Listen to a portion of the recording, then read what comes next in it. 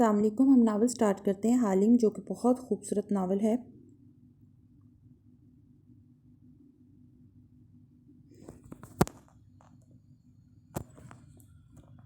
صبح طلوع ہوئی اور شہزادی تاشا کی خوابگاہ کی کھلی کھڑکیوں سے روشنی نے اندر جھانکا تو تالیہ مراد کو دروازے کے ساتھ کھڑے دیکھا۔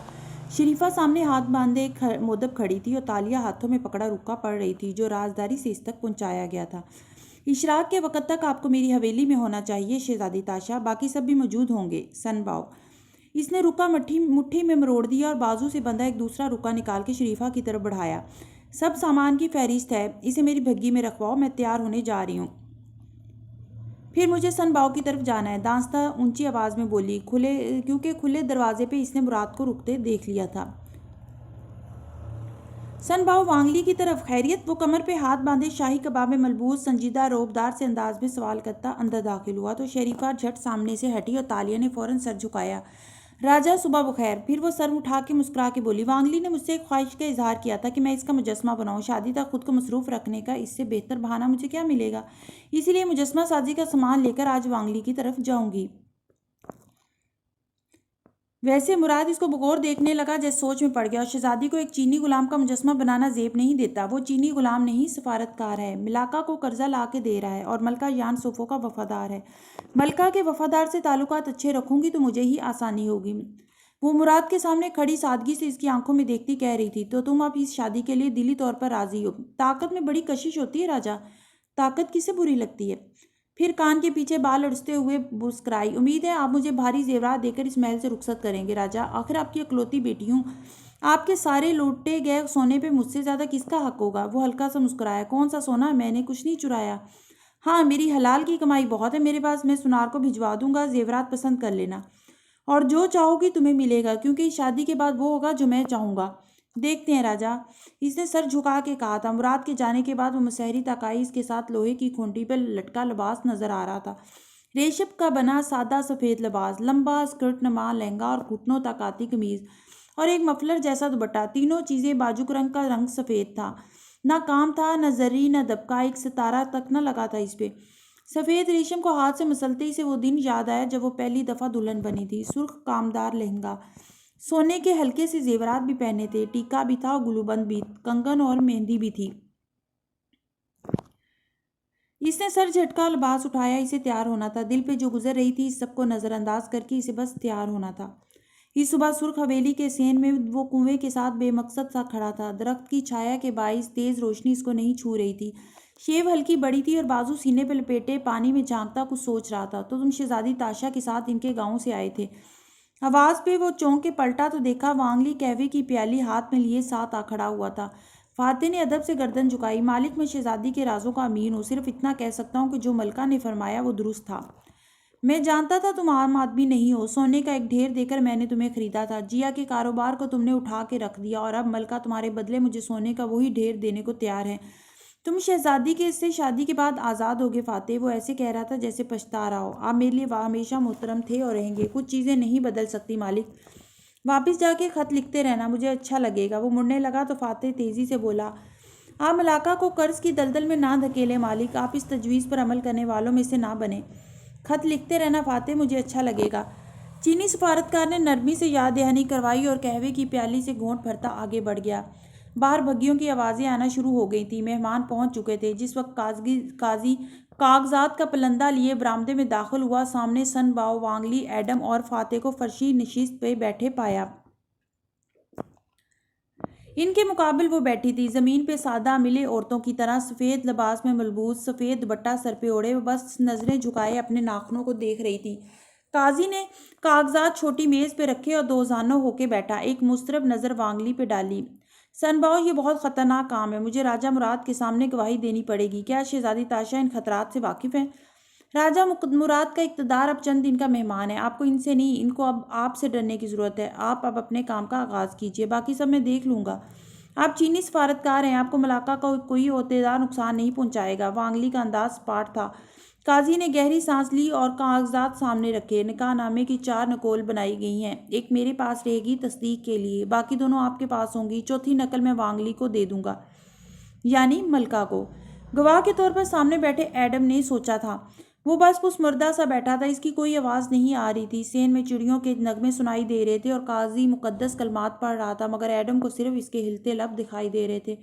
ہر چیز سلو موشن میں ہوتی ہوئی محسوس ہوتی تھی۔ اس نے قاضی کو کلمات پڑھتے دیکھا، پھر مرد سے رضامندی لیتے دیکھا۔ مرد سپاٹ اور بے نیاز سا تھا، اس کے چہرے پہ ڈھیروں سکون تھا، وہ جیسے ذہن میں اگلا لائحہ عمل ترتیب دے رہا تھا۔ اس نے بلا تعامل رضامندی دے ڈالی۔ پھر قاضی نے سفید لباس والی شہزادی سے پوچھا تو اس نے بے تاثر چہرے کے ساتھ قاضی کو دیکھا اور بے خوف انداز میں اقرار کے بول بولے۔ پھر اس نے دعا کے لیے اٹھے اپنے ہاتھوں کو دیکھا، اپنے ہلتے لبوں کو محسوس کیا۔ اتنی سی بات تھی اور ایڈم بن محمد کا دل خالی ہو گیا۔ دل کی بات دل میں ہی رہ گئی۔ قاضی چلا گیا، وانگلی باہر نکل گیا اور وان فاتح اپنے دیگر کام نمٹانے اٹھ گیا۔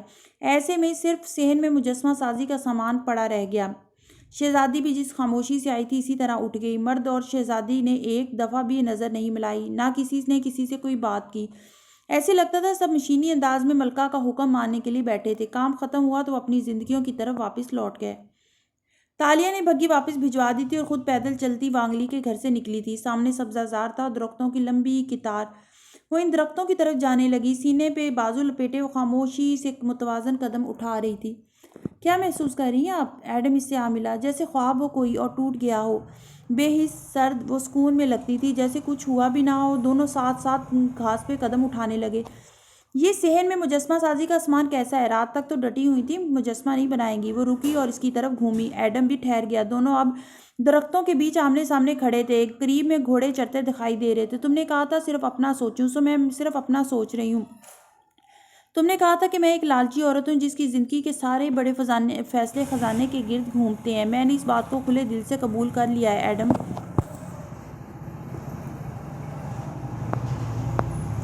میرا وہ مطلب نہیں تھا۔ میں واقعی ایک خزانے کے پیچھے بھاگنے والی لڑکی ہوں ایڈم، اور مجھے خزانہ مل گیا ہے۔ وہ کھلے دل سے مسکرائی۔ ایک دم وہ KL والی تالیہ لگنے لگی۔ غلام سے نکاح اور شہزادی کا رتبہ وہ سب جیسے ہوا ہی نہیں تھا۔ خزانہ نہیں ہے چیتالیہ، بالکل خزانہ نہیں ہے ایڈم، خزانے ہیں۔ وہ مسکرا کے بولی تو ایڈم کے ابرو حیرت سے بھنچے۔ خزانے؟ سنباؤ کا گھر، اور سنباؤ کا مطلب ہوتا ہے 3 خزانے۔ وہ تو صرف وانگلی کا لقب ہے، اور 600 سال تک وہ گھر 3 خزانوں والا گھر کہلاتا رہے گا۔ وہ زور دے کر بولی، اس گھر میں 3 خزانے ہیں ایڈم۔ 3 خزانے؟ ہاں۔ پہلا خزانہ وقت کا خزانہ تھا جس کا قفل ہم نے کھول لیا۔ تیسرا خزانہ میں نہیں جانتی کیا ہوگا، مگر دوسرا خزانہ وہ ہے جو میرے خواب میں اور تم ڈھونڈ رہے تھے۔ وہ خزانہ جو ہمیں واپس جا کے بے تحاشا امیر کر دے گا۔ وانگلی کے گھر میں خزانہ مدفن ہے؟ وہ ہکا بکا رہ گیا۔ اسرا نے کہا تھا شہزادی تاشا وانگلی کی دوستی کے باعث گھر میں آتی تھی۔ مجھے اپنے خواب سے لگا تھا کہ وہ بلائی منزل کے مکین سے ملنے آتی تھی، لیکن یہ دونوں باتیں غلط تھیں۔ اس کی مسکراہٹ میں اب شرارت در آئی۔ میں وہ مجسمہ بنانے روز جاؤں گی وانگلی کے گھر، لیکن اس کی ایک تیسری وجہ ہے۔ وہ مسکرا کے بتا رہی تھی اور وہ دنگ سا کھڑا تھا۔ میں وہاں دوسرے خزانے کے لیے جاؤں گی۔ کیا وہاں خزانہ مدفن ہے جس کو ہم نے کھودنا ہے؟ نہیں ایڈم، ہم نے خزانہ دبانا ہے۔ 600 سال بعد ہم واپس جا کے اس خزانے کو اسی گھر سے نکال لیں گے۔ اس کی مسکراہٹ گہری ہوئی۔ ایڈم کا منہ کھل گیا۔ آپ سنباؤ کے گھر میں زیورات دبانا چاہتی ہیں؟ وہ اب بھی نہیں سمجھا۔ زیورات نہیں، میں کتنے ہی سونے چاندی اکٹھے کر لوں، وہ بیچ بیچ کے ختم ہو جائیں گے۔ KL میں ایک سوشلائٹ ہوں، ایک چور ہوں، تم ایک باڈی مین ہو، بھگوڑے فوجی۔ ہم دونوں حقیقتاً امیر نہیں ہیں، اور ہم دونوں کو امیر ہونے کے لیے خزانہ چاہیے، اصلی خزانہ۔ ہمیں کچھ اور دبانا ہے۔ سبزہ زار پہ ایک دم خاموشی چھا گئی۔ ایڈم ہونکوں کی طرح اس کا منہ دیکھ رہا تھا۔ آپ کو اگر واپس جانے کا اتنا یقین ہے تو آپ تھیلے میں سب ساتھ لے جائیں، دفن کرنا ضروری ہے؟ میرے پاس زیور بہت کم ہے ایڈم، اور مجھے کروڑوں ڈالرز کا زیور چاہیے۔ اگر زیور ساتھ لے گئے تو وہ وقت کا سفر طے کر کے ہمارے ساتھ نئے زمانے میں چلا جائے گا۔ وہ نیا ہی رہے گا، وہ عیش نہیں کرے گا۔ جیسے میرے خواب میں یہ انگوٹھی، ہاتھ اٹھا کے انگوٹھی دکھائی، میری انگلی میں بالکل نہیں لگ رہی تھی۔ تو آپ زیور کو یہاں دفن کرنا چاہتی ہیں؟ نہیں، میرے پاس اتنا زیور نہیں ہے، اور زیورات کی 2016 میں کوئی اہمیت بھی نہیں ہے ایڈم۔ مگر جانتے ہو کس چیز کی ہے؟ کس کی؟ وہ تعجب سے اسے دیکھ رہا تھا۔ شہزادیوں کے استعمال شدہ پھٹے پرانے کپڑوں کی۔ تم نے تو مجھے کل بتایا تھا۔ قدیم زمانے کے عام سے برتن، کتابیں، خطوط اور دوسری چیزیں نئے زمانے میں انٹیک بن جاتے ہیں، جو کروڑوں ڈالرز کے بکتے ہیں، جو نیلامی میں لگائے جاتے ہیں، جو میوزیم میں سجائے جاتے ہیں۔ اوہ، اسے بالآخر سمجھ آنے لگی۔ تالیہ جوش سے بتا رہی تھی، ہم شہزادی تاشا، سلطان مرسل، ملکہ یانسوفو اور راجہ مراد کے زیر استعمال عام سی چیزیں اکٹھی کریں گے اور ان کو سن باؤ کے مجسمے تلے زمین میں دبا دیں گے۔